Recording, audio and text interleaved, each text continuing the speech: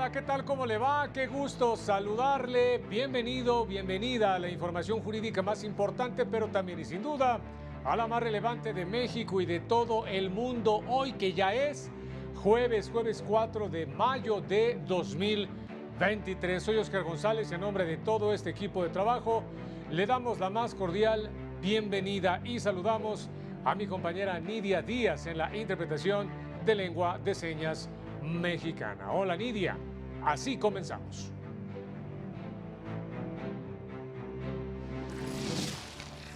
La ministra presidenta Norma Lucía Piña reconoce labor de periodistas en el combate a la desinformación.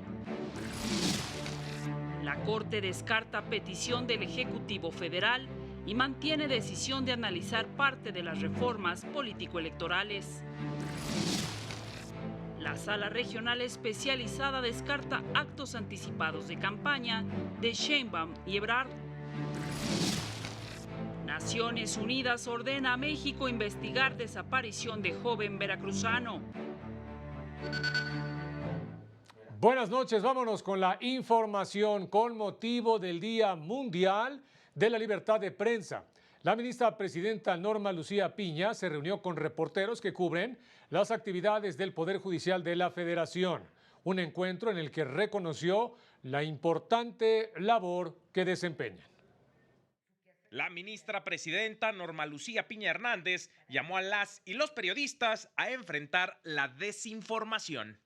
Nos invito a combatir la desinformación, a fomentar una mayor pedagogía pública que nutra a la ciudadanía en el ejercicio de sus derechos y, consecuentemente, en la forma de vivir cada una de sus vidas. Comuniquemos lo que es. Eso habla de quiénes somos, no hay más. Cuenten con la Corte para tener la mayor información posible para el ejercicio de su profesión. En reunión con periodistas que cubren la Suprema Corte de Justicia, la ministra presidenta destacó la labor de las y los comunicadores para informar sobre las actividades de la institución. La difusión que ustedes dan a las decisiones que por mayoría o por unanimidad asumimos en este órgano colegiado permite que las personas evalúen, critiquen, valoren por sí mismas la relevancia que tiene el Poder Judicial de la Federación en cada una de sus vidas. Subrayó que con la colaboración de la Corte y las personas periodistas será posible desarrollar conocimiento útil para que la ciudadanía esté más cercana a las instituciones. Para el canal del Poder Judicial de la Federación, Mario López Peña. En la sesión de este jueves del Pleno de la Corte quedaron en lista las acciones de inconstitucionalidad que impugnan diversas disposiciones de las leyes de archivos de Chiapas y Yucatán. Por petición del ministro ponente Alfredo Gutiérrez Ortiz Mena, los asuntos serán adecuados con resoluciones previas del Alto Tribunal respecto de acciones en que fueron impugnadas leyes de archivos de otras entidades, en las que se abordaron los mismos temas. Tratan la misma temática que se trató la semana pasada en relación con archivos de las entidades federativas. Me gustaría, si no tiene inconveniente este pleno, poder dejarlos en lista para adecuarlos a las decisiones que se tomaron precisamente la semana pasada en un asunto bajo la ponencia de la ministra Esquivel Moza. En más información importante, este jueves el Pleno de la Corte respondió a la petición de la Consejería Jurídica del Ejecutivo Federal de postergar la discusión de la acción de inconstitucionalidad en la que se impugnan las reformas a las leyes generales de comunicación social y de responsabilidades administrativas en materia electoral. La Suprema Corte determinó por unanimidad que no es factible atender la solicitud de la Consejería Jurídica del Ejecutivo Federal de no resolver la acción de inconstitucionalidad contra la primera parte de las reformas político-electorales, mejor conocidas como Plan B, listada para ser analizada por la Corte este lunes 8 de mayo. La Consejería Jurídica solicitó que el asunto no se resolviera hasta que la Corte se pronunciara sobre otra acción presentada en 2018 en contra de la Ley General de Comunicación Social. La ministra presidenta Norma Lucía Piña Hernández sometió esta solicitud a consulta de las y los integrantes del Pleno. Determinaron que la impugnación de las reformas de 2022 a las leyes generales de comunicación social y de responsabilidades administrativas se listó con fecha fija para este lunes en términos de la legislación aplicable y que se ha tramitado con el carácter de electoral. Ministras y ministros consideraron que el análisis que comenzará este 8 de mayo no provocará el dictado de sentencias contradictorias ni afectará los principios de seguridad y certeza jurídica, pues en este asunto se impugnaron procedimientos legislativos que son distintos a los controvertidos en 2018. Cabe destacar que el proyecto de la acción de inconstitucionalidad de 2018 y a la cual no se le dio el trámite de materia electoral no ha sido entregado a la Secretaría General de Acuerdos de la Corte. Para el canal del Poder Judicial de la Federación, Mario López Peña. Y el cuarto tribunal colegiado en materia penal del segundo circuito determinó que procede conceder la suspensión de oficio en el juicio de amparo indirecto cuando un infante o adolescente respecto de quien no está definida la guarda, custodia o régimen de visitas y convivencias entre sus padres es separado por uno de ellos del otro, aun cuando este hecho no pueda calificarse como desaparición forzada cometida por particulares. Ello a pesar de varios años de separación y su situación jurídica no se haya definido. Aunque se reconoce que la separación prolongada e incertidumbre del paradero del infante y la falta de contacto con el progenitor quejoso puede afectar permanentemente los derechos del infante, como es el interés superior, su derecho a la familia, a la convivencia con ambos progenitores, así como la identidad e integridad personal, daños que pueden extenderse a su vida adulta. Por ello, al ordenarse la suspensión, obligaría a las autoridades involucradas al cese inmediato de las acciones que ocasionaron su desaparición y a evitar que sean omisas en su localización, con lo que serían restituidos los derechos del infante. La sala especializada del Tribunal Electoral desechó 2 asuntos en los que se presumía uso indebido de recursos públicos, actos anticipados de precampaña y campaña a favor de la jefa de gobierno Claudia Sheinbaum y del canciller Marcelo Ebrard rumbo a la elección presidencial de 2024 a través de publicaciones en redes sociales y en eventos públicos. Por mayoría de votos, los magistrados determinaron que las expresiones fueron hechas por un senador federal y 2 diputados locales, respectivamente, a título personal y sin el consentimiento y conocimiento de los potenciales aspirantes.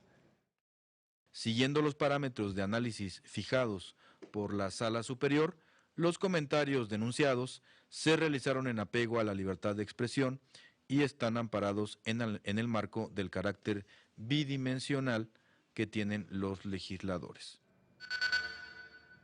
La Sala Regional Toluca ordenó al INE permitir el ejercicio del voto para las próximas elecciones a gobernador en la entidad a 2 personas en prisión preventiva, a quienes les había negado su registro. En uno de los casos, la persona se ubica en reclusión en una entidad distinta y en otro, sus datos biométricos no aparecían en el sistema. En esta misma situación se encontraban 2 ciudadanos a quienes también se les garantizó su derecho al voto.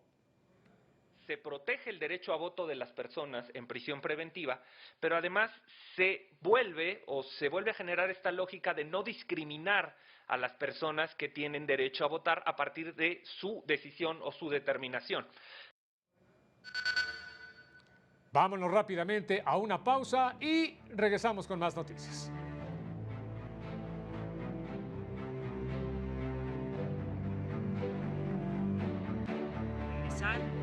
confían que el Estado acate sentencia de la Corte Interamericana de Derechos Humanos en materia de arraigo y prisión preventiva.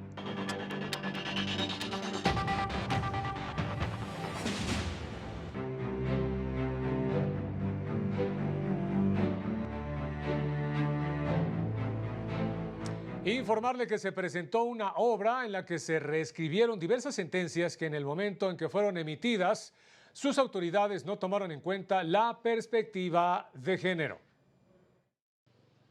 El derecho es más importante que nunca para lograr la transformación social en un México tan duro y tan difícil de normalizar.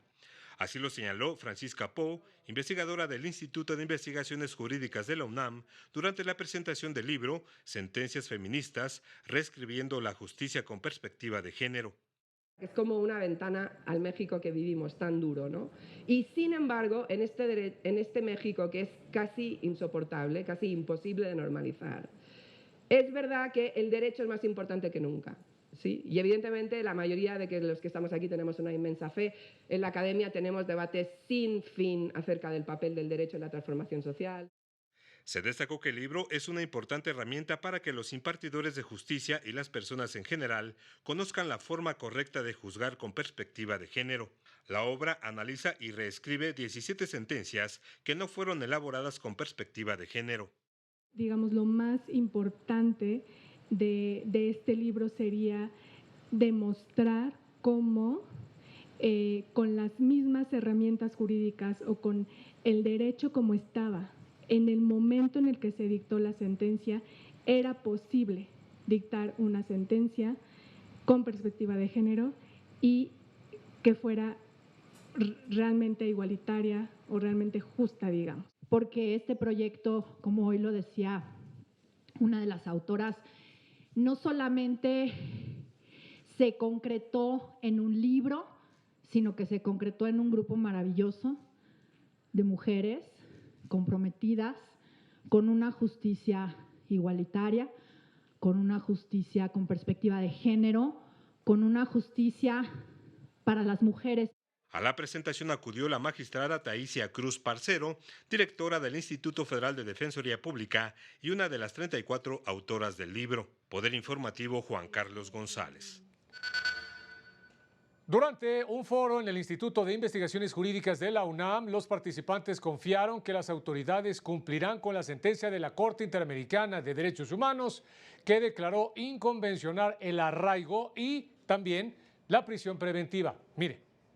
El académico de la American University, Carlos Ayala Corao, se sumó a la exigencia de la Corte Interamericana de Derechos Humanos de eliminar en México la figura del arraigo y modificar la ley respecto a la prisión preventiva oficiosa.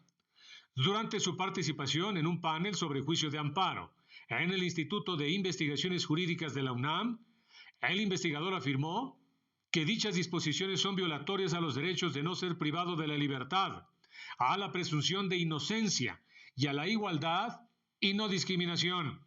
Que haga una adaptación, una modificación del ordenamiento jurídico mexicano y dice expresamente incluyendo la Constitución para dejar sin efecto la figura del arraigo por ser per se contraria a la Convención Americana y que haga una modificación de las normas constitucionales y otras normas legales relativas a la prisión preventiva oficiosa para adaptarlas a la Convención Americana.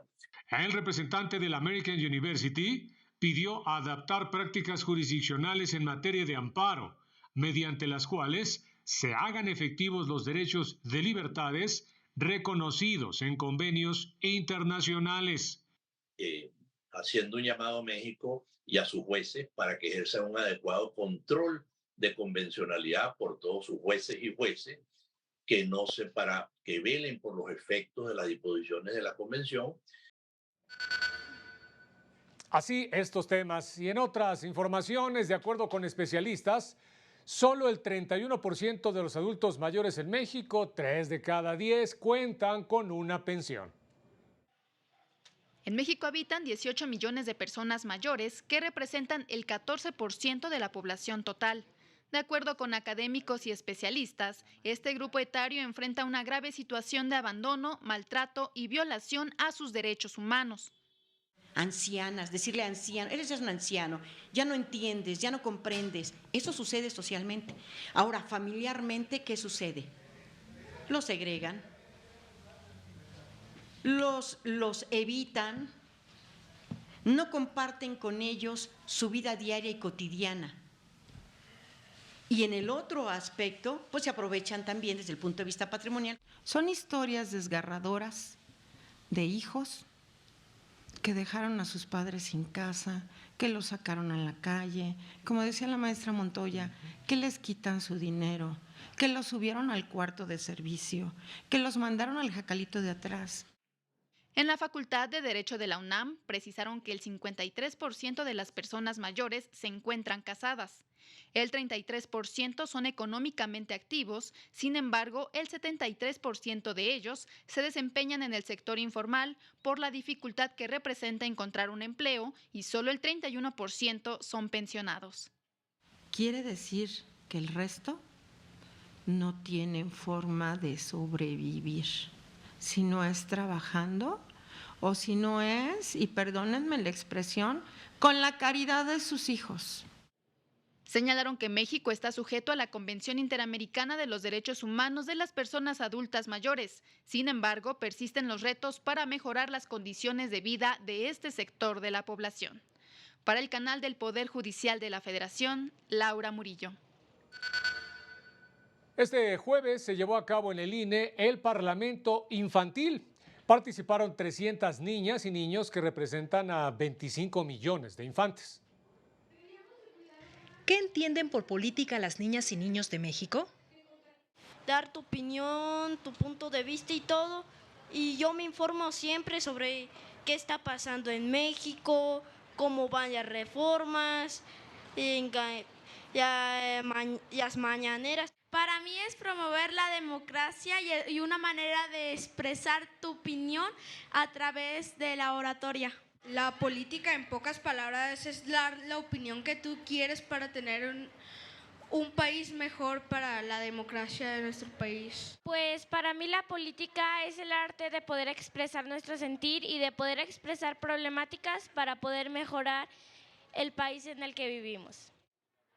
Forman parte de las 300 niñas y niños de todo el país que se reunieron en la sede del INE como parte del 12º Parlamento Infantil, que en esta edición fue presidido por una niña.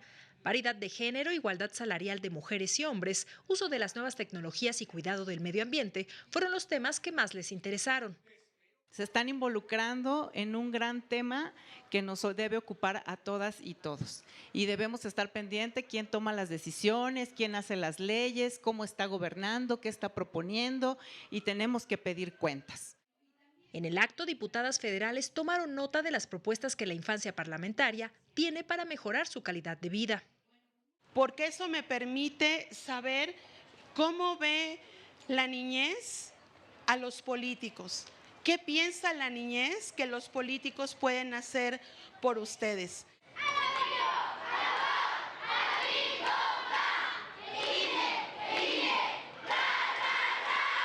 Canal del Poder Judicial de la Federación, Lorena Sánchez Cabrera.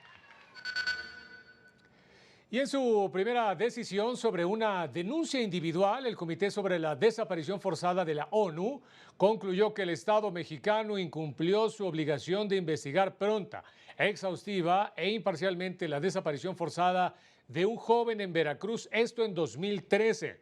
México tenía que demostrar en tiempo razonable que no se trataba de una desaparición forzada, pero no lo hizo.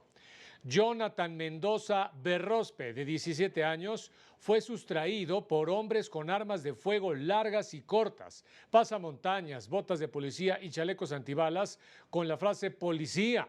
Ante estos hechos, dicho comité ordenó al Estado mexicano garantizar una investigación exhaustiva y diligente, enjuiciar a los responsables, incluidos los agentes del Estado, y proporcionar también una reparación adecuada a su familia.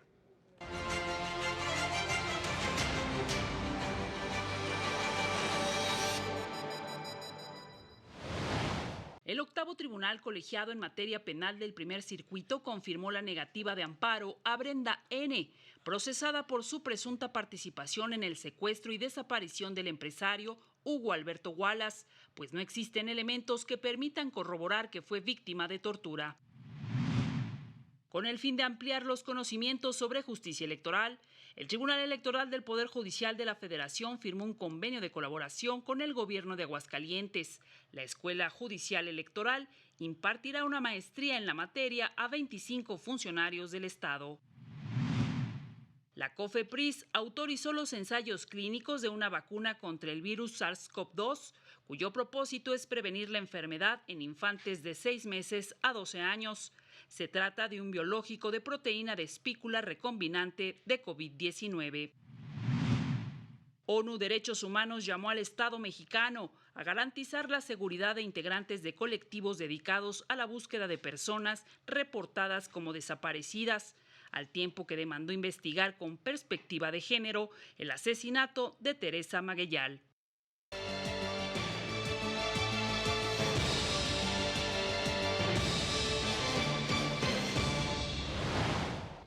Reconocimiento de paternidad, redes sociales, seres sintientes, son algunos temas de los que da cuenta el reporte sobre la magistratura en el mundo, que ustedes pueden consultar en la página web de la Suprema Corte de Justicia de la Nación, así como en las redes sociales de nuestro alto tribunal. Vamos a la información. En Argentina, el Juzgado de Garantías número 3 de Paraná reconoció a un perro como víctima y sujeto de derecho. La decisión se dio al admitirse la representación legal y dar lugar al pedido de la Fundación Mi Reino por un Caballo en el marco de una investigación por presuntos delitos de crueldad y maltrato en contra del perro llamado Mateo. Sostiene la resolución que el bien jurídico protegido en el delito de maltrato de animales no es otro que el derecho del propio animal a no ser objeto de la crueldad humana, para lo cual es menester reconocerle el carácter de sujeto de derecho. Se agrega que el argumento de que no es admisible el reconocimiento de derechos porque no puede exigirlos no se sostiene, ya que son muchos los humanos que carecen de capacidad de lenguaje y sin embargo a nadie se le ocurre negarles este carácter. Los animales son, al igual que los humanos, seres vivientes susceptibles de sufrimiento. En Brasil, un juzgado resolvió la suspensión temporal de Telegram después de que la plataforma no entregó a la Policía Federal los datos completos de miembros y administradores de un grupo con contenido neonazi que usan la aplicación con fines delictivos. Pocos días después, el Tribunal Regional Federal de la Segunda Región revocó parcialmente la resolución del juzgado, argumentando que suspender totalmente la aplicación en todo el país resulta irrazonable, máxime si se tiene en cuenta la amplia afectación en todo el territorio nacional de la libertad de comunicación de miles de personas absolutamente ajenas a los hechos investigados. No obstante, el tribunal confirmó la multa de $1 millón por cada día que la plataforma se niegue a proporcionar la información que solicita la Policía Federal. Finalmente, la Corte Constitucional de Colombia amparó los derechos fundamentales de una niña a la que el Consejo de Estado le negó la reparación por la muerte de su padre, quien en vida no reconoció su paternidad. Para el alto tribunal, el único fundamento para negar la reparación de la menor de edad fue el hecho de haber sido reconocida como hija de la víctima después de que él falleciera, lo cual no podía ser usado en su contra para desacreditar los perjuicios patrimoniales y extrapatrimoniales causados por el deceso del padre, pues ello significaba agravar y potencializar el déficit de protección en el que ella se encontraba. Asimismo, se desconoció la presunción del daño inmaterial de la que era titular la niña, y en cambio le fueron impuestas cargas probatorias que no le eran exigibles, con lo cual se afectó gravemente su derecho a la igualdad, al debido proceso y a la reparación integral. Así, la Corte ordenó la adopción de una nueva sentencia. Para el canal del Poder Judicial de la Federación, Alejandro Anaya Huertas. Vámonos con más información. El gobierno de Ecuador aprobó un acuerdo que considera al crimen organizado como organizaciones terroristas. La Secretaría de Comunicación de la Presidencia de Ecuador dio a conocer un decreto emitido por el presidente Guillermo Lasso en el cual se aprueban operaciones militares contra el terrorismo en el país. Las operaciones serán acordes con el marco internacional y sus disposiciones internas. Además, se asignaron recursos casi ilimitados por parte del Ministerio de Economía y Finanzas para apoyar la estrategia. El presidente ordenó al Servicio Nacional de Atención Integral a Personas Privadas de Libertad a tomar estrictas medidas de seguridad para proteger a soldados y agentes sancionados en las acciones para combatir al terrorismo. El pasado 28 de junio, el Consejo de Seguridad Pública y del Estado consideró a las bandas de crimen organizado como terroristas, lo que posibilita al ejército patrullar las calles junto a la policía.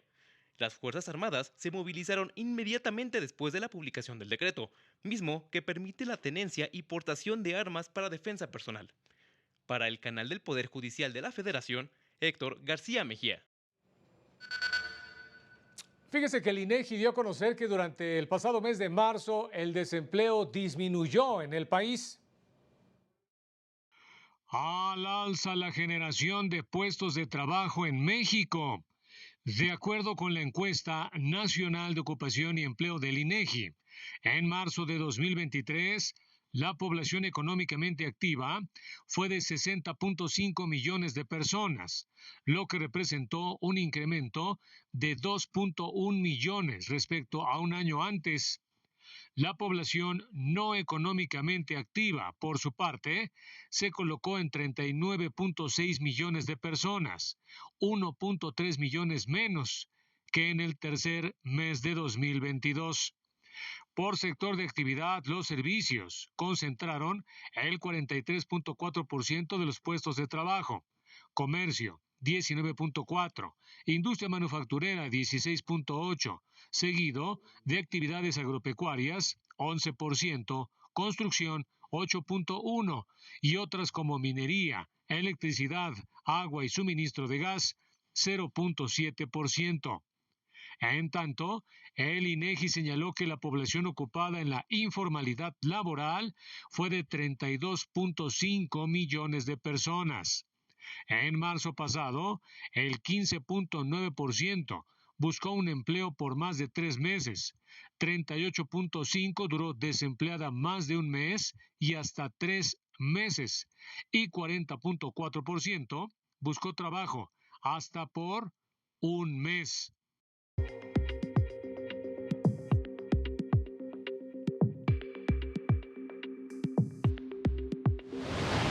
El tipo de cambio se ubicó en 17 pesos con 95 centavos por dólar, de acuerdo con información del Banco de México. El INEGI informó que en febrero el consumo privado en el mercado interno se contrajo 0.4% respecto al mes previo, disminución vinculada a la caída del consumo de bienes de origen importado. Se trata de la primera baja mensual después de 2 avances por encima de 1%. La Comisión Nacional Bancaria y de Valores dio a conocer el estudio Inclusión Financiera de las Personas con Discapacidad. Alertó que cajeros automáticos inadecuados, falta de documentación y herramientas de apoyo en lengua de señas mexicana y braille constituyen barreras en la atención a personas con discapacidad. Además, evalúa la accesibilidad web y la usabilidad de la banca móvil. La Reserva Federal estadounidense incrementó 25 puntos base su tasa de interés, ubicándola en un rango de 5 a 5.25%, su nivel más alto desde septiembre de 2007. En tanto, el Banco Central Europeo elevó sus principales tasas de interés en 0.25 puntos porcentuales, situándolas entre 3.5 y 4%, su nivel más alto desde octubre de 2008. Para el canal del Poder Judicial de la Federación, Lilian Moreno. Y ya nos vamos, como siempre, muchas gracias por haber estado con nosotros. Manténgase pendiente de esta señal. Soy Oscar González. Muy buenas noches.